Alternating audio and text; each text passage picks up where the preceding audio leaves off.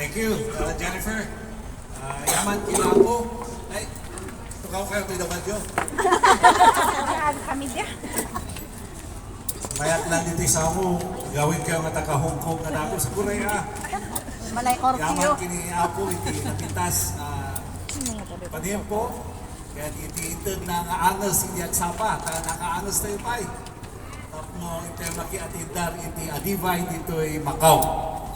Kablawak man, iti mayor tayo, iti munisipyo, iti Tublay, iti nagapuak ng munisipyo. Adwana ni Councilor Ding Liberto, of course. And then the mayor, of course, I know, in mind to represent the Honorable Congressman Yap. Tahan nga Macau may tata, nagkakadwa kami ijay Hong Kong iti last Sunday. Masapol na agawin ka, ang nakasubli. Sa adumod lang di activities tayo ijay Benguet tata, closing ti Adivay iti December 4. Tata 8 and 9, so the Immaculate Conception fiesta tayo. Iti churches tayo. So, Tublay, fiesta man lang iti simbahan. Tata, isablan kini jay bukod. So, adu iti napanan, nagiti kakaduami nga opisyalis. Iti probinsya iti Benguet. So, nga kablawak mat, iti kadwak nga may dito ay tata ni Attorney Johnny Wagis. Kini Apo Nelson Dangwa. Ito iso na, the former Vice Governor. Duwa na ito yung former Vice Governor. Ni Apo Johnny Wagis was the former Vice Governor. Hindi sinublat ko iso na hindi 2022. At ni Attorney Wagis, nag-file matata for the Governor this coming election. Ito iso na, may isang Board of Judges. Tagatubak in Itugon and one of leader of the Kalamuya and Ibaloy, of course. Ni Nelson Dangwamat as a former Vice Governor, itata kahit naman nagsubli as a Vice Governor. And of course, the Mayor of Tublay will be retiring from the Mayor, 3 terms yet Tublay, so he will be running, or he filed his candidacy as a board member for District 2. Di District 2, iso iti La Trinidad, Napakateo, Tublay, Kapangan, Ibungan, Ato, Bugas, Mangkayan. Ito iti District 2. At adamat bakit ko, ada to ni Dr. Girly Garcia. Dr. iso na, ang kanay iso na-insert iti Ibaloy. Ibaloyak, taga-Tublay, ni bakit ko is mixed na, nagapumot lang yung Tublay. May anak yung Mangkayan, tinanang na taga Ginsadan Mountain Province. So nga ni mother-in-law is Ginsadan Mountain Province, Kadwising, formerly Kadwising. Ni Auntie Emily Comila, is heading the Tagal Cares, o dakin bakit ko, damat tata, ni Dr. Bing, kata ni Dr. Bing. Kaya imay kami as a group, nung pa'y mandas pasip kami, tata, at ado kami kay Hong Kong, dapat idagay mayors. Kaya in Mayda, ng Diwali niya, karigatan ni you will represent the whole provincial official dam as well as the municipal officials na umay maki-adivay kada kayo. Kaya jay, may isang oras karagsak, di kunada, it will extend our life. Iti additional na aldaw. May salang oras karagsak. How much more that yung adivay dito yung Macau? Na nagdugi, tiragsak itatay 10 o'clock. Yung ka na itata, manong oras nga eh. Yeah, so nga na-extend manan, iti panagbiag tayo manan. Nanaragsak tayo. Yeah, naghanas kayo mga umay dito Macau, nga buya, iti pageant. Yeah. Mga da ka yung Pilipinas, saan mo ma-enjoy? Hindi mayor itatay, ma-enjoy ni mayor tatay. Yeah. Kaya kaya na vintage, nakipintas, nag-enjoy pa, pagkitato tayo. So nga naghanas kayo di umay. And of course, nagito yung taga Hong Kong, nakakailan tayo, thank you for supporting. Iti na ito, Adivay, iti Macau. The term Adivay, iti Ibaloy, kat mapan maki-istorya. Nakkanin Adivayan si tatangko. Nakkanin Adivayan imaagik. Kasi iti Ibaloy na kami nga Ibaloy. So the term Adivay is to visit. Is to visit and then is to visit or pakumustaan. And then, agsaw kayo, istorya kayo, that is Adivay. Gusto nga, inkarigatan ni Tatang, may kada Johnny Wagis, Nelson Dangwa, ni Mayor Armando and ni Councilor Dingli nga maki-adivay kada kayo tatanga daw. So nga dito di ko na tayo adivay, palakpakan tayo iti adivay. That is the spirit of all native of the Cordilleras, not only in Benguet, the whole Cordilleras. Gusto ko napintas a celebration of people with diverse culture, belief, and experience. Ano di diverse? What we call diverse? Sabah-sabali. And the province of Benguet alone, there are 5 IP, indigenous people. One is Ibaloy, may kadwa ti Kangkanae, may katlo iti Kalanguya, may kapat iti Ikaraw, at dati may kalimatata, Iyuwa. Dagito iti indigenous people, iti province of Benguet. But, at dati intermarriages nga nangyari. Nakiasawa tayo iti Kangkanae, Ibaloy, nag-merge iti Kangkanae. Not only Kangkanae, we married from Mountain Province, from Ifugao, from different parts of the Cordillera. Gusto nga dyan ko na tayo diverse culture, diverse belief and experience. Nagsisinabaling nga ugali. But why do we come into a celebration of this? Yeah? Apay nga ada iti pa nagselebrar tayo iti kastoy. Gusto dyan ko na unity and diversity. Yeah? So, oray sabah-sabali, iti nagapwa mo probinsya, sabah-sabali, iti indigenous membership mo, we have different belief, different culture, but we have unity. Yeah? Gusto magmay-may sa tayo. Awan ti Ibaloy nito awanan iti Kangkanae, awan iti Mountain Province. Tanyang ayor, because of time, nakbali nga intermarriage. That's why we call it diverse.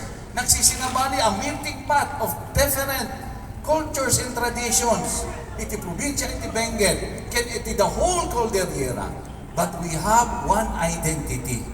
One identity. The identity tayo is belonging to an indigenous people, the people called Igorot of the Mountain Province. Yeah? We were called Igorots, dati kunada iti people of the mountain. People of the mountain, that's why they call us Igorots. So we have that identity. No, papapanan tayo tata, whether di Hong Kong, di Macau, in the United States, di Europe, ada iti kastoy. Nga nga mga adivay, di pa ng ayarda. They call it Bibak. If not Bibak, they call it Benguet 13. Yeah? Nung aramidang damat lang, man aadivay. They get together, nakastoy takno, to enjoy the day. Kakaro ka na kayong kakapsat ni, dito yung Macau, dito yung Hong Kong, we would like to acknowledge your sacrifices. Yeah? Na-imay dito yung trabaho for the sake of helping our family members. Amumi nga narigat iti may adayo iti pamilya. Nasayaan kiti itatang nga timpo taadan iti technology. Yeah? As compared 10 years ago, kakaasi iti kakadwa tayo dito yung Hong Kong, iti Macau, aksin sinurat tayo laang. Itatan at ati messenger. Yeah? At ati Viber.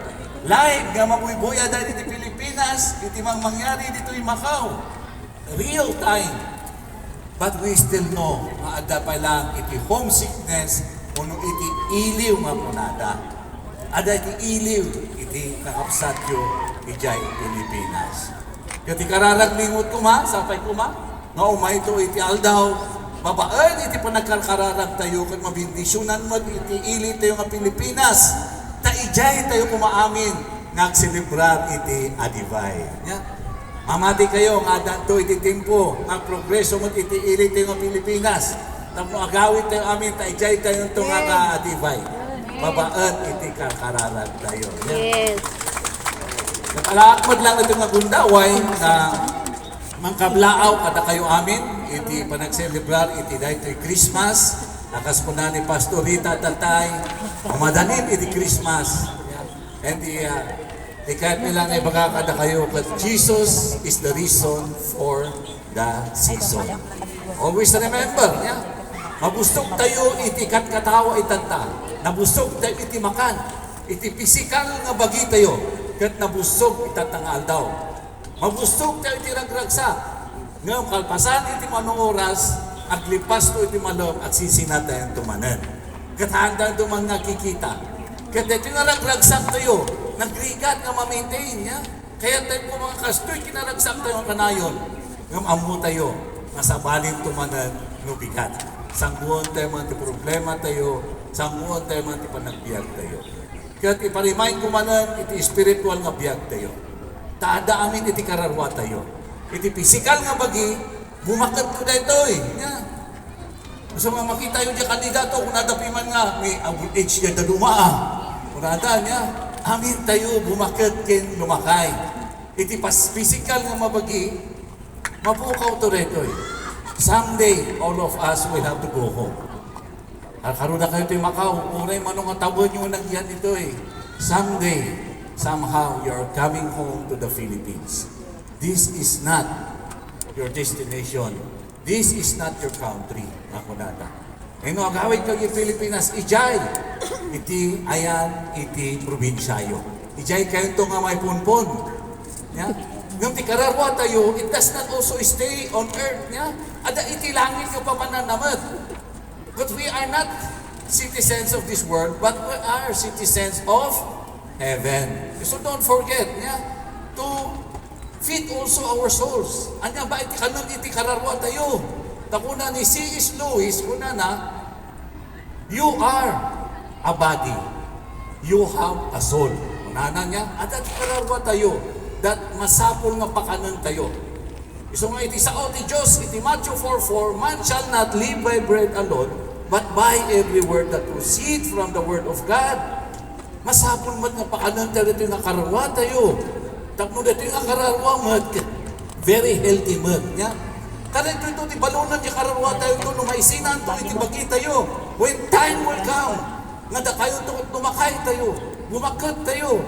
Kat mapan tayo ito, iti lungon, dahil ito nga kararwa lang tagbati nga, agbyang, tak iti kararwa na ang iti awan, ti ipapatay na.